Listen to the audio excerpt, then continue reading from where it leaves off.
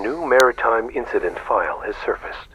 If you appreciate these types of mermaid stories, take a short break to like and subscribe. Either way, enjoy. The BODYCAM footage you are about to hear described was classified within 72 hours of the incident. What Lieutenant Commander Marcus Webb recorded on the morning of September 14, 2018, in the cargo hold of a listing migrant vessel 23 nautical miles off the coast of Lampedusa was never meant to reach the public. The Italian authorities who boarded alongside him have never spoken of what they found crouched in the darkness of a flooded compartment, pressed against the curve of the hull, like something that had learned to make itself small in spaces not designed for it. The 61 survivors pulled from that vessel were separated, interviewed in isolation, and eventually dispersed across 7 different European nations. Their testimonies sealed under national security protocols that had never before been applied to a humanitarian rescue. Webb himself was removed from NATO exchange duty within the week and transferred to a desk posting in Norfolk, Virginia, where he remained until his early retirement in 2021. But before the classification, before the transfers and the silence and the carefully worded denials, there was the moment his camera light cut through the darkness of that cargo hold and illuminated something that should not have existed. Something that looked back at him with eyes like pools of black oil. Something that opened its mouth and revealed rows of needle-thin teeth as it retreated deeper into the shadows, moving with a sound like wet rope dragging across steel. The official record states that Operation 17 was a routine Mediterranean rescue involving a vessel in distress carrying migrants from the Libyan coast. The official record is a lie.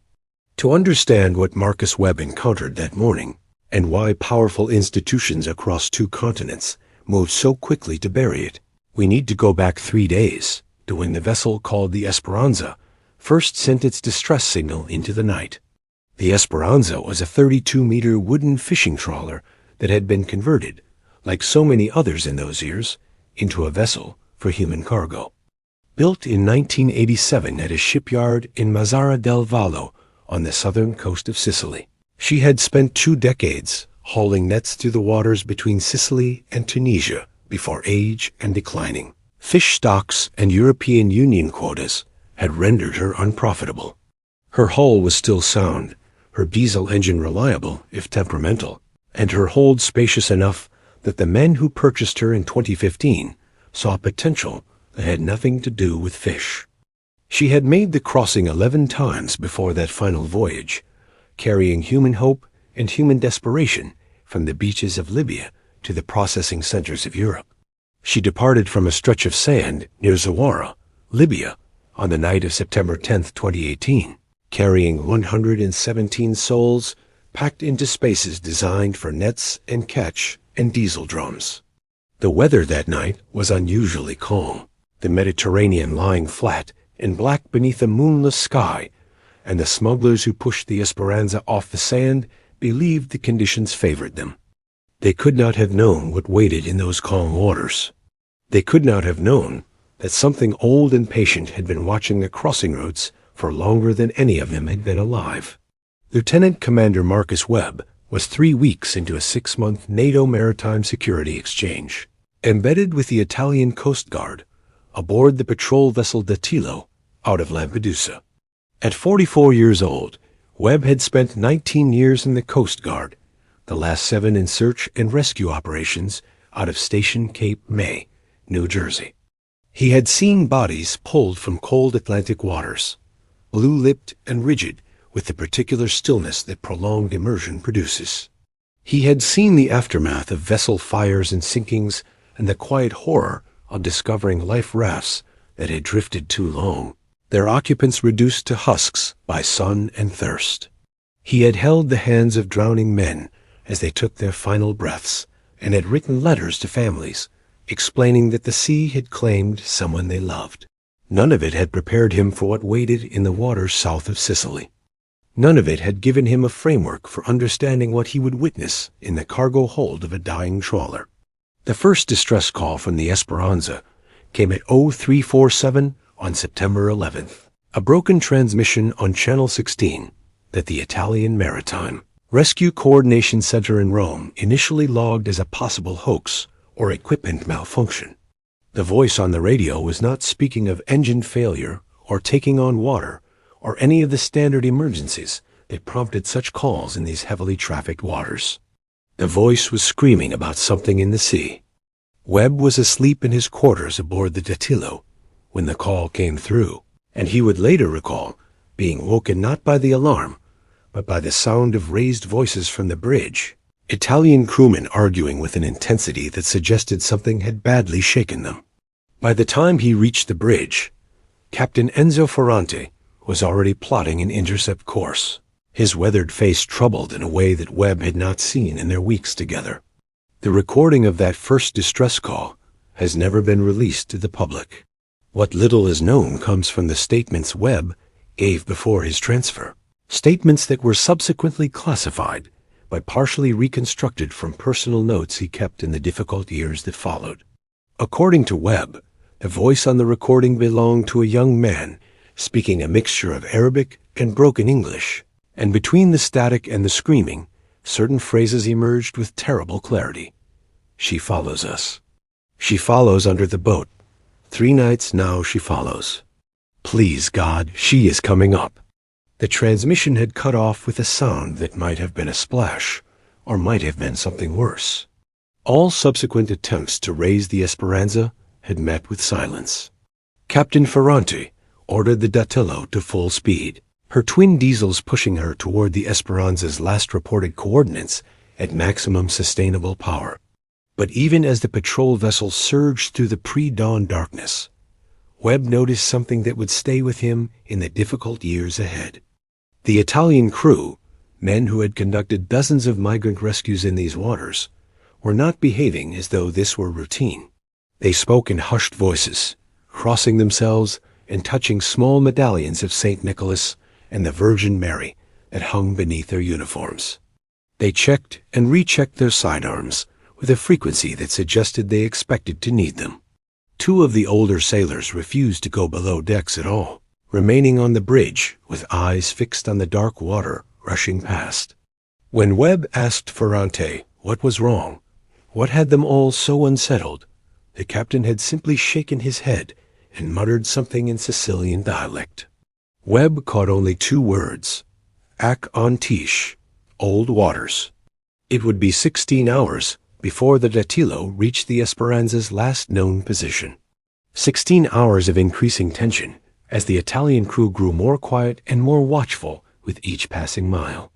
What they found at those coordinates was a sea empty of any vessel, but not empty of evidence. The debris field stretched nearly a quarter mile across the surface, a scatter of clothing and plastic containers and fragments of wood that told the story of a vessel that had been abandoned in desperate haste. Personal possessions floated among the detritus: a child's shoe, a laminated photograph of a family, a Koran still sealed in its plastic wrapping. But it was what floated among the debris that stopped the breath in Webb's chest. Life jackets, dozens of them, still fastened and inflated, drifting in a loose cluster as though their wearers had simply vanished from inside them. Webb had spent nearly 2 decades working search and rescue on the Atlantic. He had seen drowning victims, had recovered bodies from capsized vessels, had studied the forensics of maritime disasters. Life jackets did not remove themselves.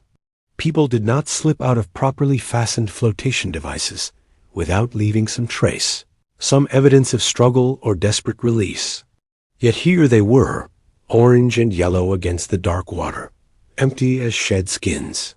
If the people wearing them had drowned, the jackets would still contain the bodies. If they had been torn off, there would be damage to the straps and buckles. But these were intact, perfectly fastened, as though their wearers had simply ceased to exist. The Dattilo spent 4 hours searching that debris field as the sun climbed and began its fall toward the western horizon. They deployed their rigid-hulled inflatable boat to examine the debris more closely. They lowered hydrophones to listen for any sound that might indicate survivors in the water. They found no bodies. They found no survivors. They found only those impossible empty life jackets and a single piece of evidence that would later disappear from the official inventory. A smartphone in a waterproof case, its battery at 4%, containing 17 minutes of video footage recorded in almost complete darkness. Webb watched that footage alone in the Datilo's communications room while the crew continued their search patterns above. The video showed the deck of a crowded vessel at night, bodies pressed together so tightly that individual forms were difficult to distinguish in the grainy, underexposed images. The audio was a chaos of prayers in half a dozen languages, of weeping and hushed arguments, and somewhere beneath it all, a sound that Webb would later describe as singing, though not in any language or melody he recognized. It was a sound that seemed to bypass the ears entirely and settle somewhere deeper, somewhere older in the listening brain. A sound that made him want to lean closer to the screen, even as every instinct screamed at him to turn away. And in the final 3 minutes of the footage, as the person holding the phone aimed it toward the water off the vessel's stern, something pale broke the surface and looked directly into the lens. The face was human in its basic architecture, but wrong in every detail that mattered. The skin held the gray-white pallor of something long drowned, the color of flesh that had spent too long in cold water. The eyes were too large and too dark, reflecting no light from the phone's weak flash. Two pools of absolute black, set in a face that held no expression Webb could read as human. And the mouth, which opened slowly as the camera watched, revealed teeth that were not teeth at all, but rows of thin, sharp needles arranged in receding lines like those of a deep-sea predator.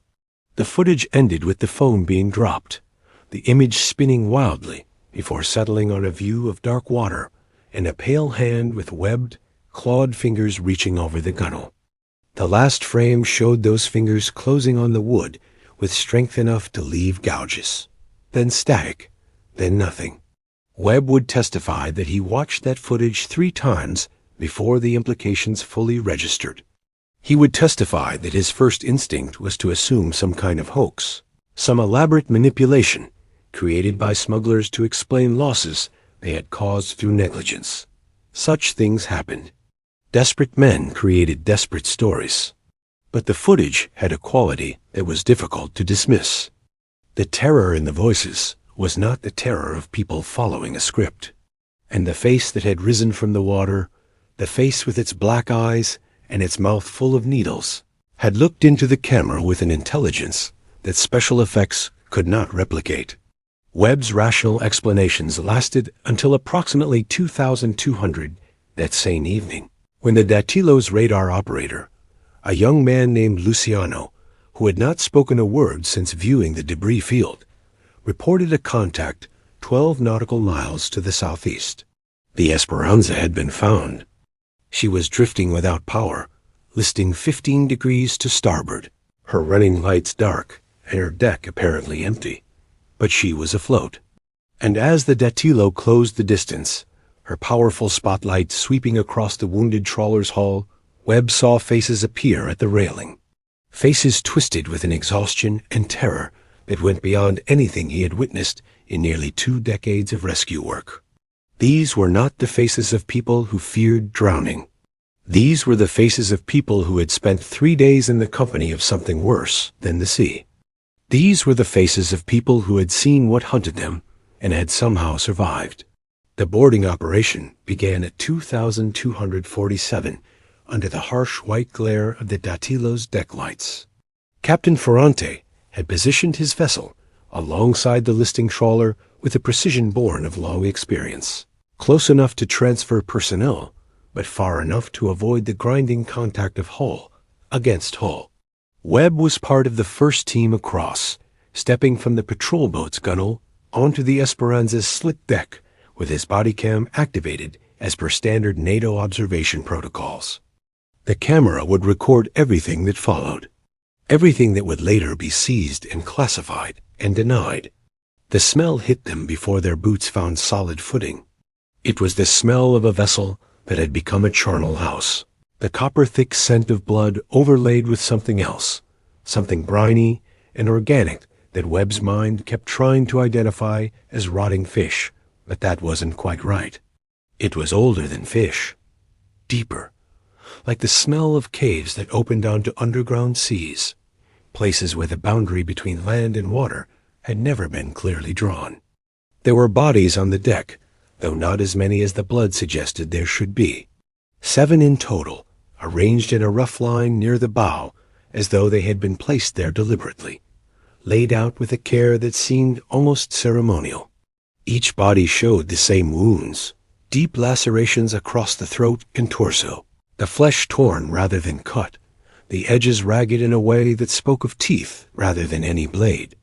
And on 4 of the 7, clear evidence that something had fed, that sections of tissue had been removed with a precision that suggested not frenzy, but deliberate, almost surgical selection. But it was the survivors who commanded Webb's immediate attention.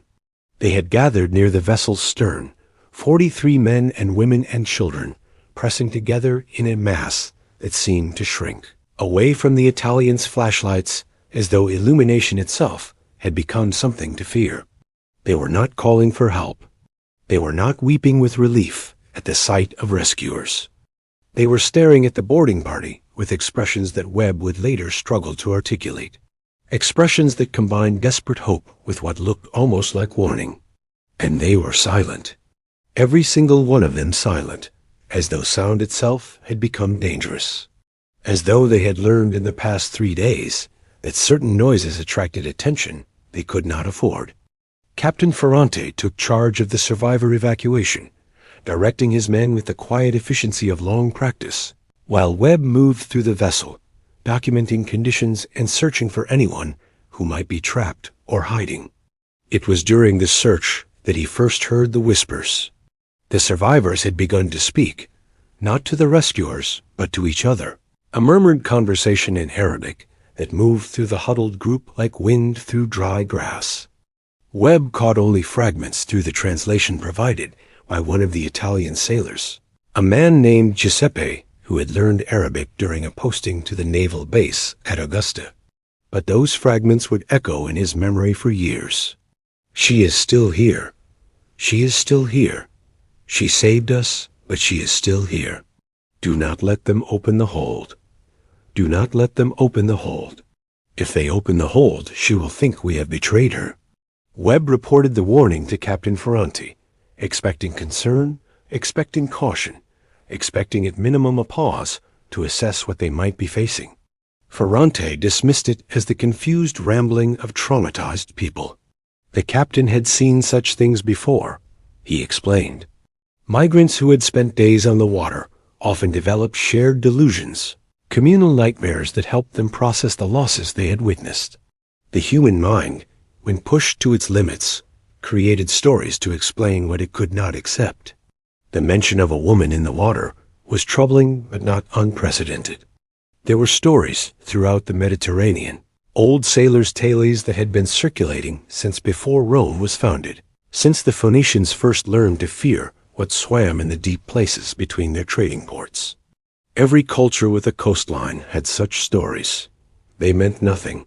What mattered, Ferrante insisted, was getting these people to safety and medical attention as quickly as possible. Standard protocols required a complete search of the vessel. Standard protocols required the cargo hold to be opened and cleared. And so, despite the warnings, despite the strange wounds on the bodies, and the unnatural silence of the survivors, and the impossible footage on the recovered smartphone, Captain Ferrante gave the order, open the hold. The hatch was located amidships, a heavy steel plate secured with rusted latches that required 2 men to lift. Webb positioned himself at the edge, his BODYCAM aimed downward, its light cutting into a darkness that seemed almost solid, that seemed to push back against the illumination like something with weight and presence. The smell that emerged was overwhelming. Not decay this time, but something older, something that reminded Webb of the deep caves he had explored once on vacation in New Mexico, places where the rock had been carved by water over millions of years, where the darkness held a quality that surface darkness never matched. It was the smell of places where sunlight had never reached, the smell of the deep.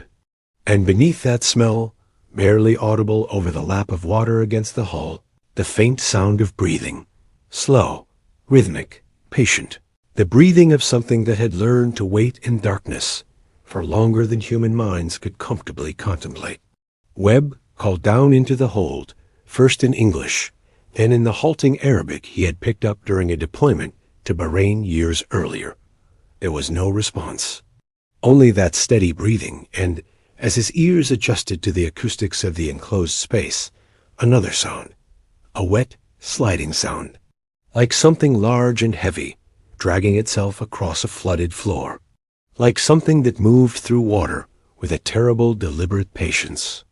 The survivor nearest to the hatch, a man in his 50s with salt-crusted hair and eyes that had seen things no human should witness, grabbed Webb's arm with a grip that left bruises visible for a week.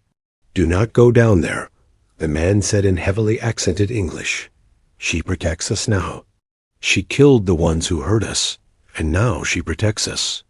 But if you go down there, she will think we have betrayed her. She will think we brought you to her as a gift. Please, please, in the name of God and all his prophets, do not go down there." Webb shook off the man's grip and looked to Ferrante, who nodded his authorization with an expression that suggested he had lost patience with superstition and wanted this search completed.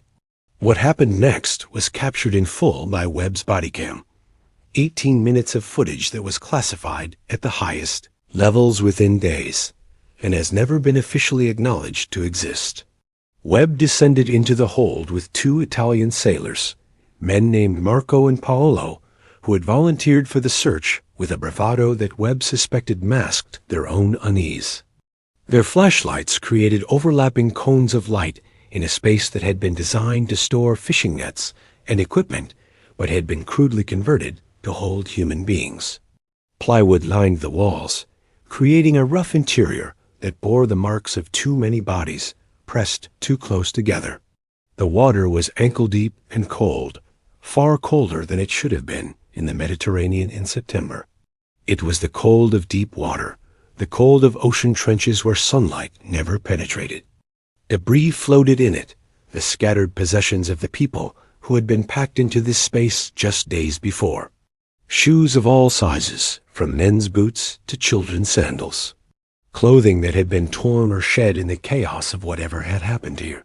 Plastic water bottles, empty and crushed. A child's stuffed elephant, sodden and stained with something dark. And at the far end of the hold, pressed into the darkest corner where the hull curved down toward the keel, something moved. Webb's light found it first. The shape was humanoid, but wrong. Proportions stretched and altered in ways that the human brain refused to fully process.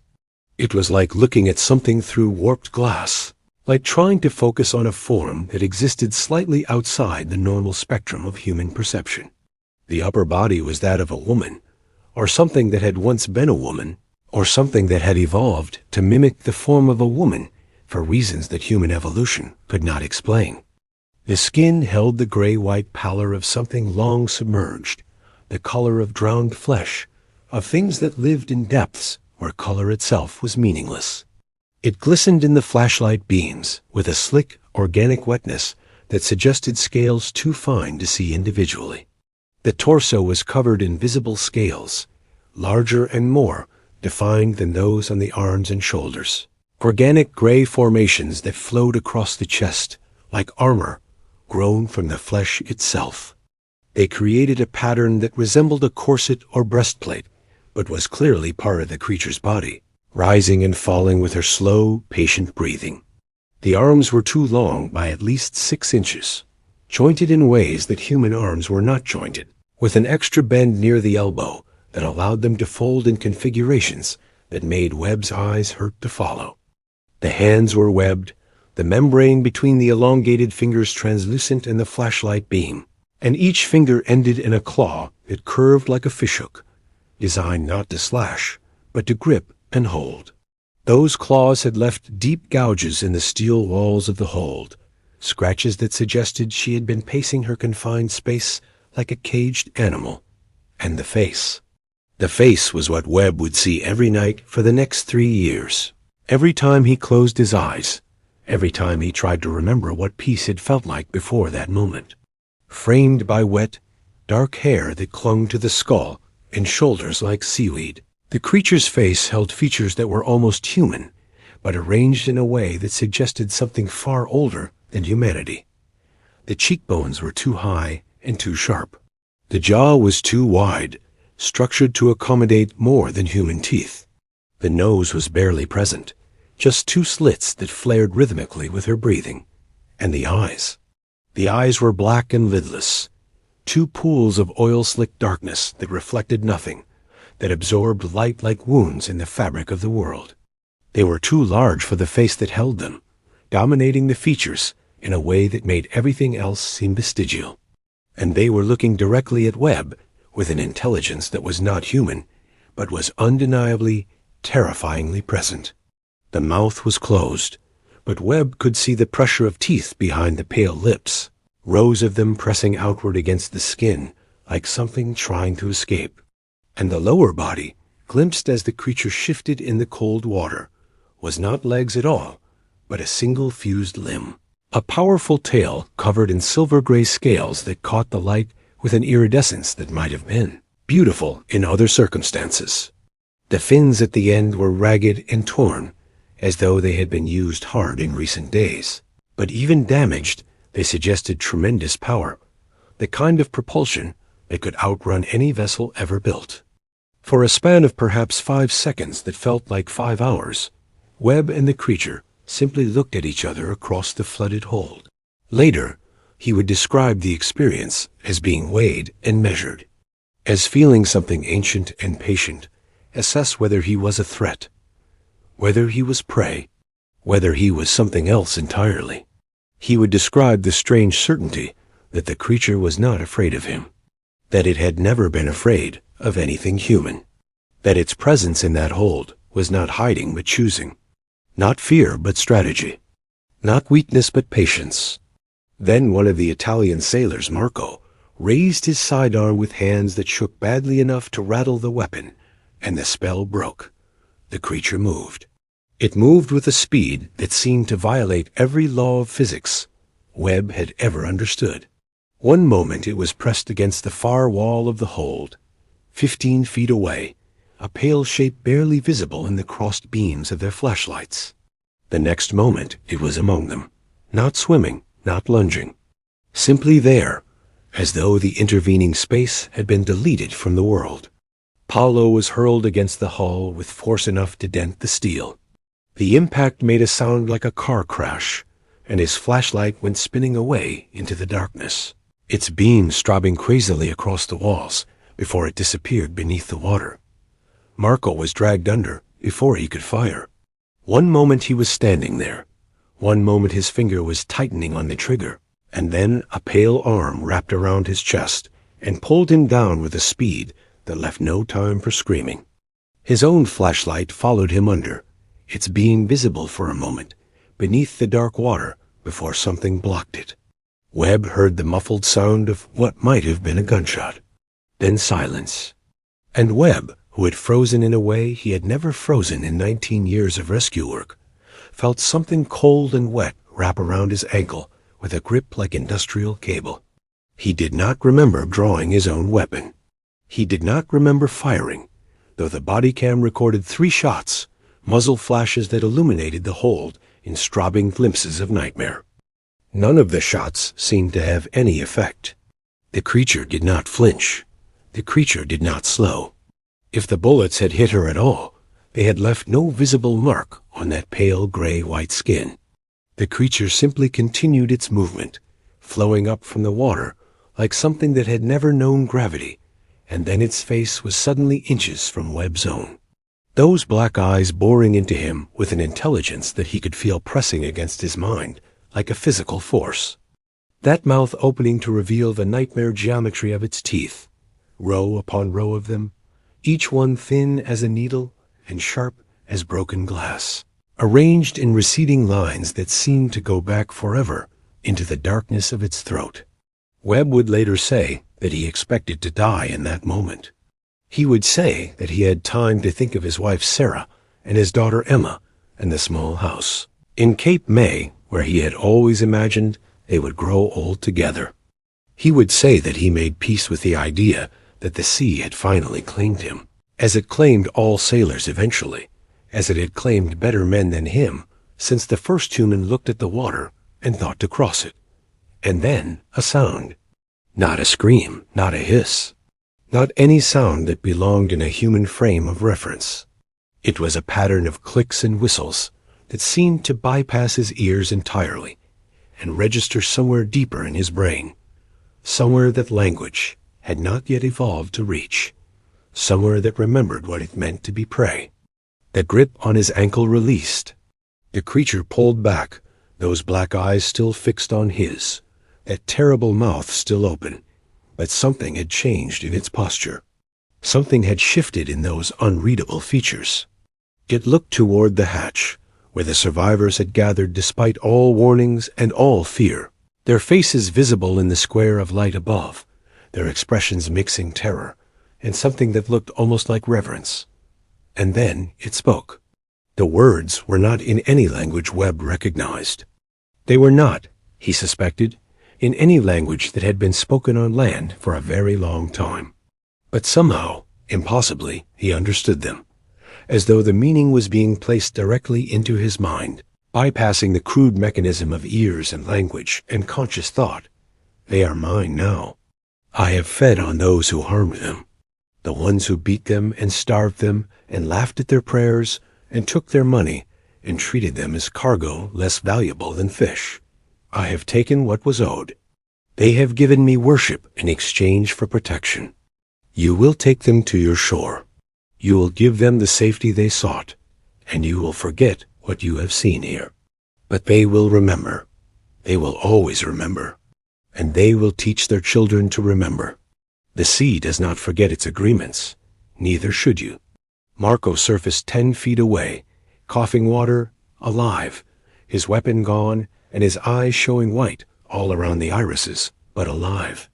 Paolo stirred against the hull where he had fallen, groaning, beginning the slow process of returning to consciousness. And the creature, that impossible ancient thing that had no place in any taxonomy Webb had ever studied, slid back into the deepest part of the hold and was gone, not swimming away, not retreating, simply gone, as though the darkness had opened and swallowed her.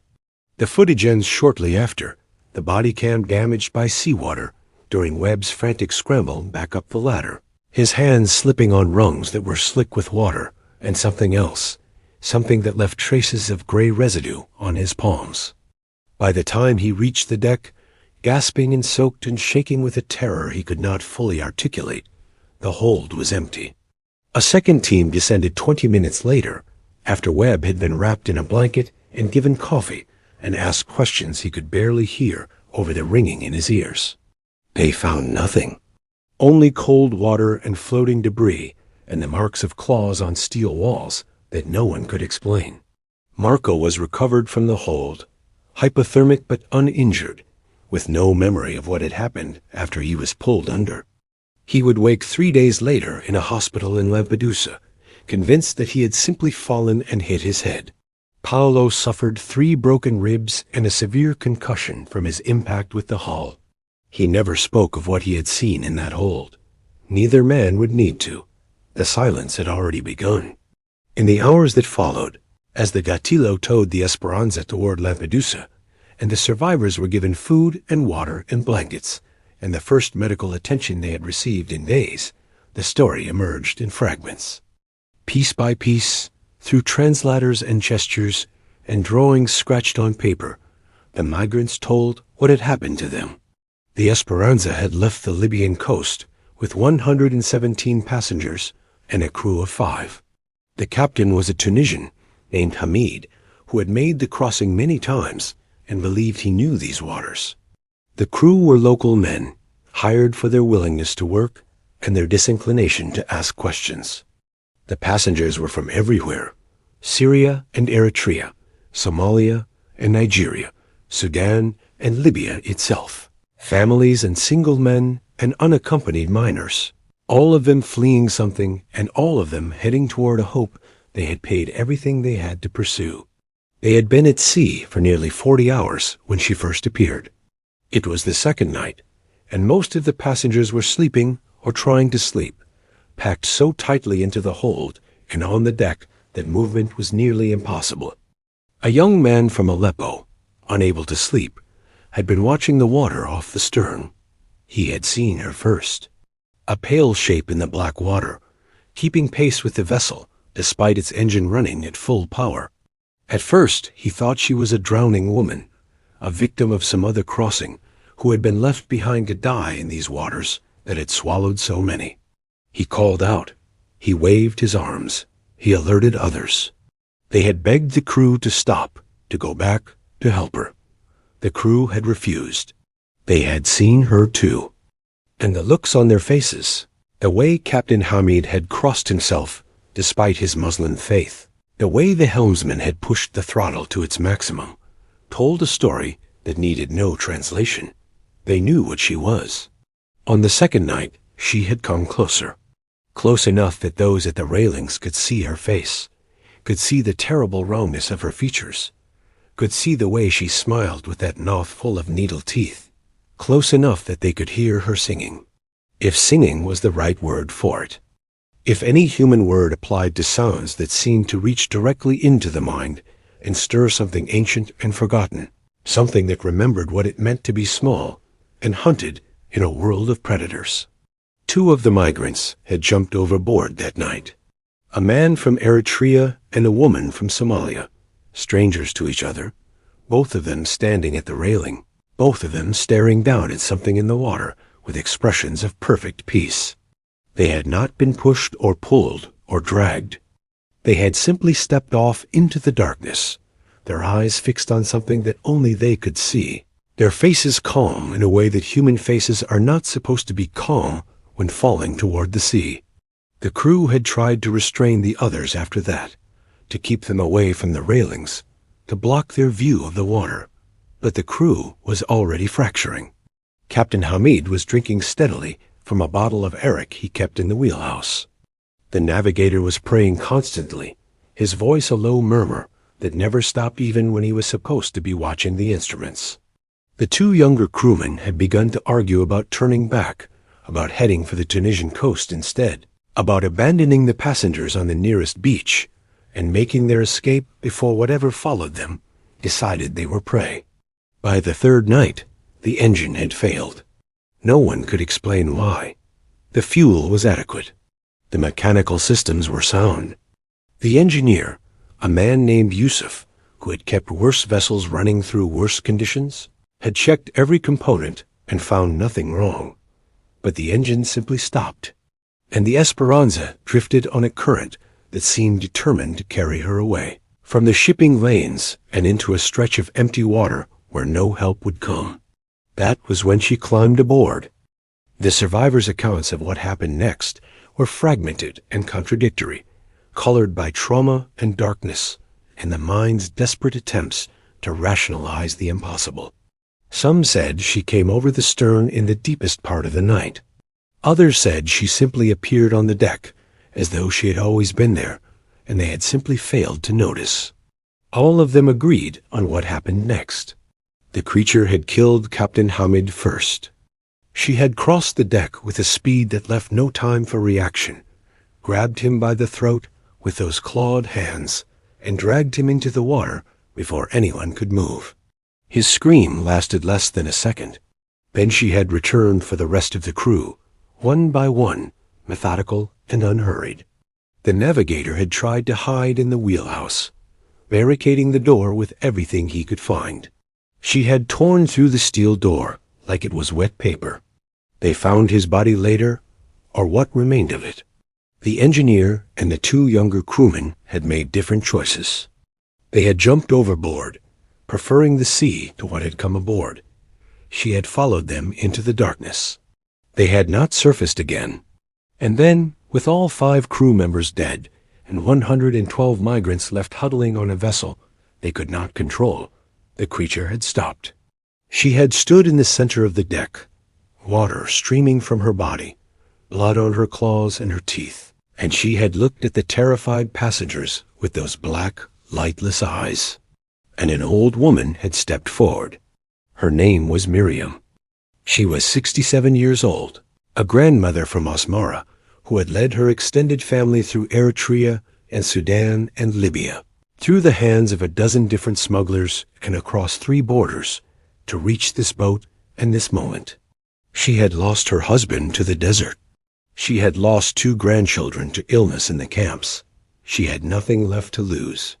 She looked at the creature and she knelt, not in fear, the witnesses said, in recognition, as though she knew what she was looking at, as though she had been taught, long ago in a coastal village that no longer existed, what to do if such a moment ever came. She spoke to the creature in a language that none of the other survivors recognized. Not Tigrinya, not Arabic, not any of the tongues spoken by the people on that boat. Something older, something that predated borders and nations, and perhaps humanity itself. And the creature had listened. Whatever passed between the old woman and the monster that night, it changed something. The killing stopped. The creature descended into the cargo hold, where the darkness was deepest and the cold water pooled at the lowest point of the hull, and she remained there through the day that followed. The survivors, who had nowhere else to go, who had watched their crew murdered and their hopes of rescue fade with the dead engine, found themselves in an impossible negotiation. She would let them live. She would protect them from the sea and from the other things that swam in these waters, things even she did not fully describe, but that the survivors understood to be worse. In exchange, they would give her shelter. They would give her worship. And they would give her, when the time came, what she required. 2 more passengers disappeared on the final night before the Datilo found them. A young man from Nigeria, a middle-aged woman from Syria. Both of them had gone into the hold willingly. Both of them had been chosen by the old woman Miriam, who seemed to understand what the creature needed and who among them could provide it. The survivors did not speak of what they heard in the hours that followed. They did not speak of the sounds that rose through the steel deck, the wet, organic sounds of feeding that continued until dawn. They did not speak of it, but Webb could see it in their eyes, the knowledge of what they had survived, the weight of what survival had cost. When the Datilo's lights appeared on the horizon, the survivors had not known whether to feel relief or terror. They had become, in some way they could not fully articulate, hers, and they were not certain she would let them go. What happened in the hours after the rescue was a masterwork of institutional suppression that would have been impressive if it had not been so deeply disturbing. By the time the Esperanza was towed into Lampedusa, representatives from agencies that Webb did not recognize were already waiting on the dock. Men in dark suits who never provided identification. Women with tablets and earpieces who spoke in hushed tones with Captain Ferranti. Vehicles with diplomatic plates from Italy and the United States and Germany and at least 2 countries Webb could not identify. The survivors were separated immediately, taken to different facilities across the island under the pretext of medical triage. Families that had survived the crossing together were split apart. Children were removed from parents under the guise of evaluation by Child Protective Services. The old woman Miriam was taken by men who showed badges from an agency whose initials Webb did not recognize and would never see again. The bodies of the crew were never autopsied. The official report listed their cause of death as drowning complicated by trauma sustained during a shipboard conflict between migrants and crew. The smartphone with its impossible footage was confiscated by a woman who told Webb she was from Interpol, but whose credentials, when he looked closely, seemed somehow wrong. The BODYCAM recordings, all 18 minutes of them, were seized under protocols that Webb was told not to question. And Webb himself, within 48 hours of the incident, was informed that his NATO exchange had been terminated early due to administrative restructuring and that he would be returning to the United States for reassignment. He was also informed, in a meeting with 2 men who never provided names or organizations, that the events of September 14, 2018 had not occurred, that no such vessel as the Esperanza had ever been rescued by the Datilo, that no unusual circumstances had attended any patrol operations in the Mediterranean during that period, that any discussion of those non-existent events would be considered a breach of international security agreements and would result in consequences that the men declined to specify, but that Webb understood would be severe. He was given a choice: silence or destruction, career or truth. Webb chose silence. For a while, but silence, like the sea, does not forget. In the years that followed his transfer to Norfolk, Webb began to quietly research. He reached out to contacts in Italian naval intelligence, old friends from joint exercises who owed him favors. He submitted FOIA requests that were denied on national security grounds. He tracked down former members of the Datilo's crew and found that most of them had been transferred or retired or had simply vanished from the service. And slowly, piece by piece, he began to understand that Operation 17 was not an isolated incident.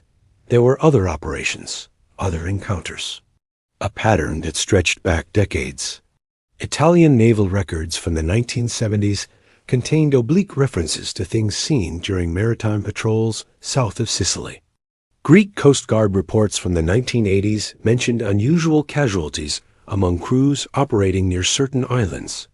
And in the archives of NATO maritime security, buried beneath layers of classification and deliberate obscurity, Webb found references to protocols that seemed designed not to respond to encounters, but to suppress them, to ensure that no evidence reached the public, to maintain the comfortable fiction that the only dangers in the sea were storms and currents and human error. The Mediterranean, it seemed, held secrets that governments across 2 continents had agreed to keep. The ancient sailors who spoke of sirens and mermaids, of Scylla and Charybdis, of sea demons who dragged men to their deaths, were not creating myths. They were documenting encounters. They were warning us. And we, in our modern arrogance, in our confidence that science had mapped all the mysteries, had stopped listening. What Webb never discovered, despite years of searching, was what happened to the survivors of the Esperanza. The 61 men and women and children who had been dispersed across Europe had vanished into the bureaucratic machinery of the refugee system. Their names had been changed. Their locations were classified. Their stories had been silenced with a thoroughness that suggested significant resources and significant motivation. But occasionally, in the years that followed, reports would surface. A migrant advocacy group in Germany documented a woman who woke screaming every night, calling out warnings in Arabic about something in the water. A psychiatric facility in Sweden treated a teenage boy who had developed an obsessive terror of drains and bathtubs and any body of water larger than a drinking glass. A church in rural France took in an elderly woman, a grandmother from Eritrea, who had led her family through 3 countries to reach Europe, and the local priest would later describe her evening prayers as unlike anything in any Christian tradition. She prayed facing not east toward Jerusalem, nor any direction a compass could identify. She prayed facing down, toward the floor, toward the depths beneath the building, toward whatever lay beneath all the layers of stone and soil and bedrock between her and the sea. And she prayed in a language the priest did not recognize, a language that predated the church and the village, and perhaps humanity itself. Whether any of these reports are connected to the survivors of the Esperanza, Webb could never confirm, but he believed.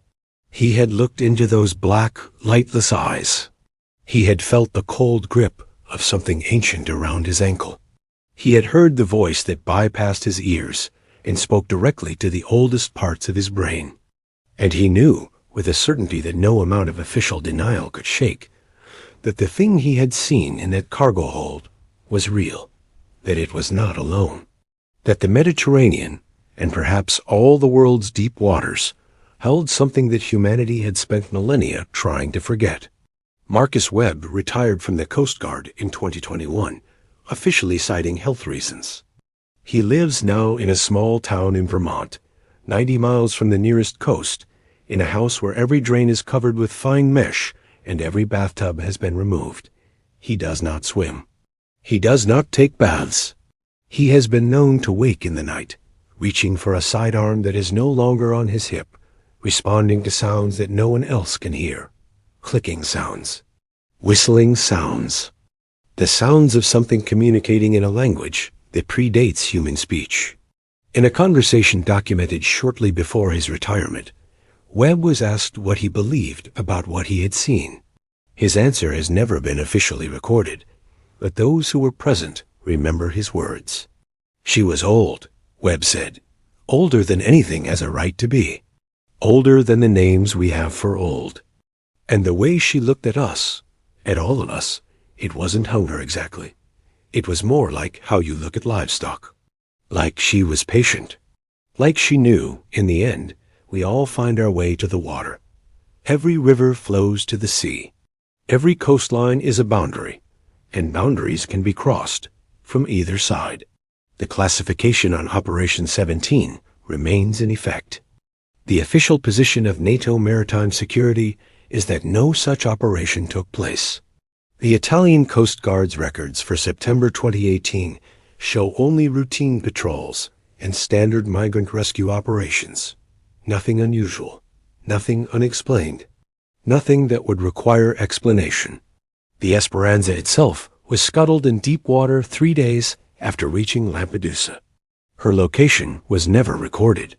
Her remains were consigned to a depth where even the most determined diver could never reach. But the survivors remember. Scattered across Europe, forbidden to speak, they carry the knowledge of what swims beneath the surface of the wine dark sea. They know that the crossing they attempted was not merely from one shore to another. It was across a boundary far older than any natural border. It was through waters claimed by something that does not recognize human sovereignty. And they know, as Marcus Webb knows, as certain classified files and certain locked rooms know, that she is still out there, patient, ancient, waiting, because the sea does not forget, and neither do its daughters. If you have worked in maritime operations, if you have participated in rescue missions in waters where the depth exceeds what sonar can reliably map, we want to hear from you. The comment section below is open. Your anonymity will be protected, because every account shared is another piece of a puzzle that governments have spent decades trying to keep hidden. You are not alone in what you have seen. You are not crazy, and you are not imagining things. Subscribe to Maritime Incident Files for more accounts from the deep. The truth is down there, and it is rising.